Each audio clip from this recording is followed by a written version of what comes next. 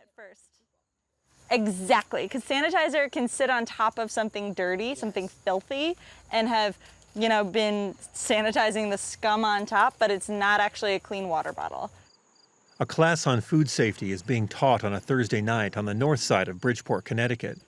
The class is part of a year-long program to teach the fundamentals of urban farming by University of Connecticut Extension. The 8 students pair classroom work with hours raising vegetables to qualify for certification that allows them to sell their produce at local farmers markets. I've always been an entrepreneur, and I've always loved fruit and vegetables, and always wanted to gain more knowledge of how to grow them more and better and share them with my community. I like to bring up salmonella because it is one of the most common foodborne illnesses. Tonight's class is being held at Reservoir Community Garden, a teaching farm on a brownfield site of a former strip mall. While the vegetables produced on the farm are sold to the public, the focus of the garden is on education over production. And that's exactly what we want to prioritize, is getting as many hands in the soil as we can and getting as many interactions, for example, with younger folks to work alongside high school age urban farmers so that they can start to see a potential future and a potential career path. Green Village Initiative is a Bridgeport nonprofit that coordinates 13 community gardens and 25 school gardens across the city. Empty lots are converted to garden plots for the public to use. GVI staff discovered there were gardeners who wanted to grow vegetables as more than a hobby. We've partnered with UConn Extension to launch an urban farmer training program. So it's an intensive year-long program. We enroll about 10 to 15 people every year in that program, and they use the site on the east side as their training farm. So they're growing food, and then that group of individuals has gone through the process of starting a small business and getting insurance and everything, and the permits that are required to sell their produce, and they come to our farmers market on Saturdays as well as other farmers markets in the city to sell that produce. Bridgeport's downtown farmers market caters to workers looking for produce on their lunch hour. Under a Grown in Connecticut tent, urban farming students sell produce that was picked that morning from a garden in the city limits. The urban farming class arose from GVI's work with the 8 farmers markets around the city. We see our role in creating a just food system and creating opportunities for folks to grow produce for their families, start selling produce to their neighbors if they want to. Through our partnerships with the other farmers markets in Bridgeport, we were hearing that market managers started to hear requests for more Bridgeport-grown produce from customers.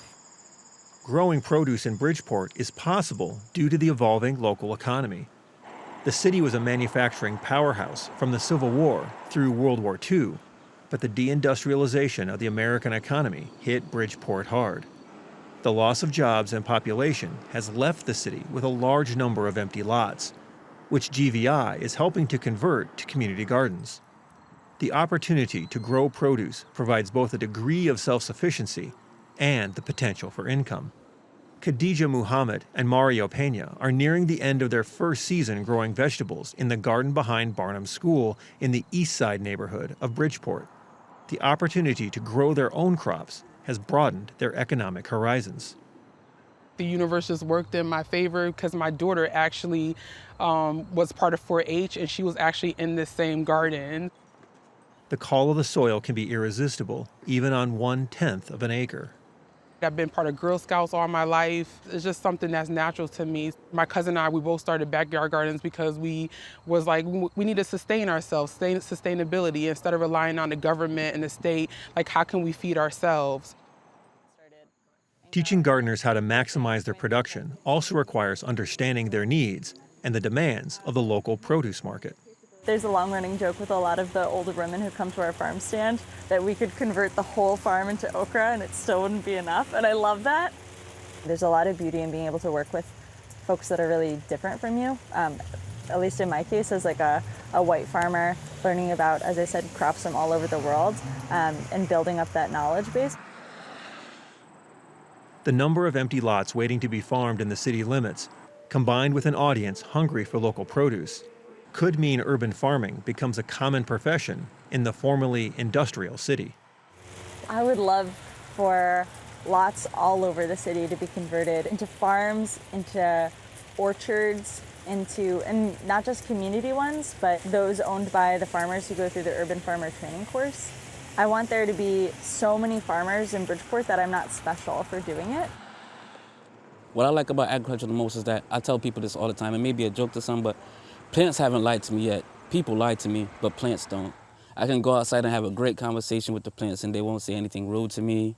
They won't curse me out. They won't lie to me. So yeah, I treat them well, they treat me well. I love that about agriculture in general.